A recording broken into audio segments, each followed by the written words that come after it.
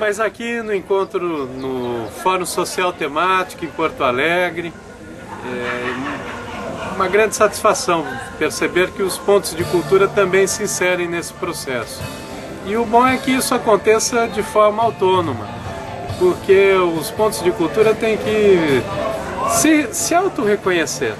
A primeira ação que nós fizemos lá no início do governo Lula, em 2004, foi uma espécie de chacoalhada nessa hierarquização da cultura, porque a cultura é muito hierarquizada.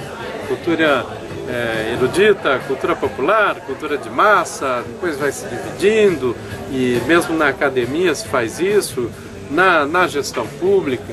O que nós conseguimos fazer com o Cultura Viva foi quebrar essas barreiras e mostrar que todo mundo faz cultura, sobretudo o povo.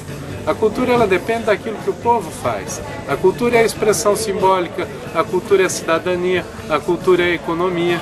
E foi importante que o Ministério da Cultura mostrasse isso e chancelasse essas expressões que são cultura há séculos, são feitas, são reproduzidas pelo povo, são criadas pelo povo, são sustentáveis porque acontecem, elas se sustentam e, no entanto, eram invisibilizadas.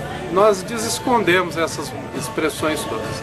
Depois o programa foi crescendo, chegamos a 3.000 pontos de cultura no final de 2009. Hoje eu já estou há mais de 2 anos fora do Ministério da Cultura, não sei exatamente quanto mais foi feito nesse período, mas acho que mantém esse número, né? E agora eu diria que esse processo todo ele tem que ser percebido como um processo irreversível.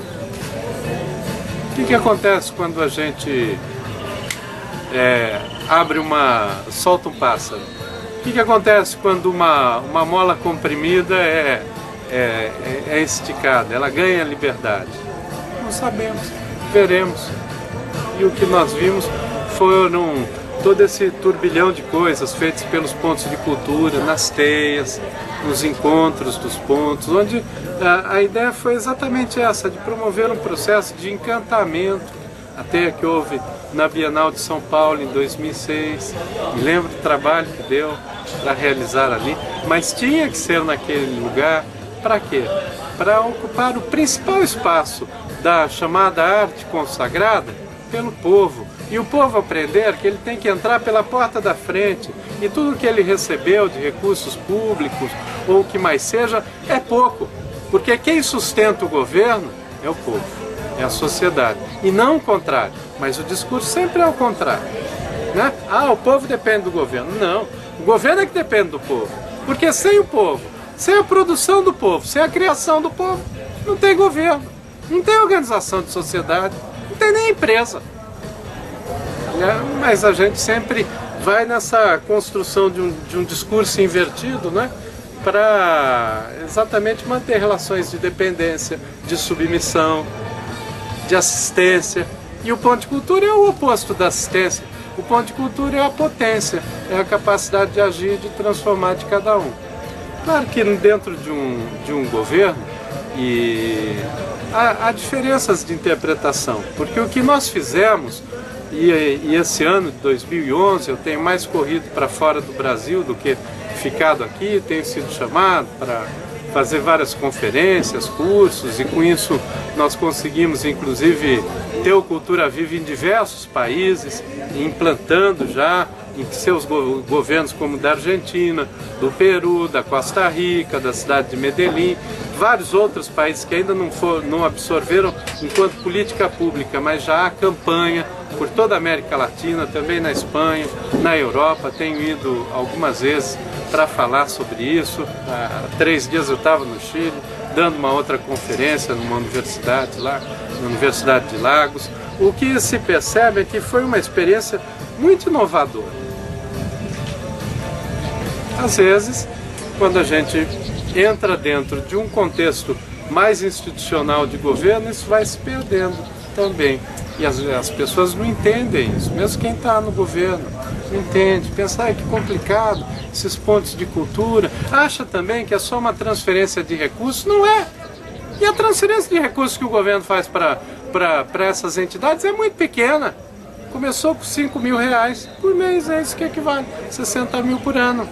E que é desde quando eu criei essa ideia, lá em 2004, o valor continua o mesmo. E não é não.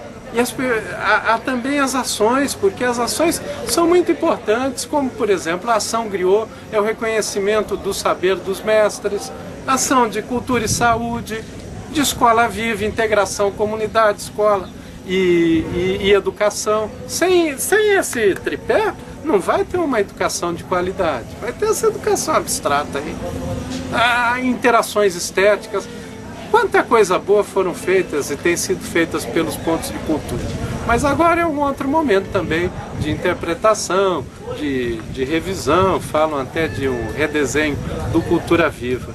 Eu só digo uma coisa, e para finalizar, o ponto de cultura e o Cultura Viva ele tem um tripé teórico que sustentou toda essa construção, que é a autonomia, o protagonismo e o empoderamento social. Não permitam que lhes tirem isso, porque a autonomia ela não é dada, a autonomia é conquistada. O protagonismo é a capacidade de falar na primeira voz, na primeira pessoa. E o empoderamento é a reunião desse processo de autonomia e de protagonismo, que só acontece quando há articulação em rede.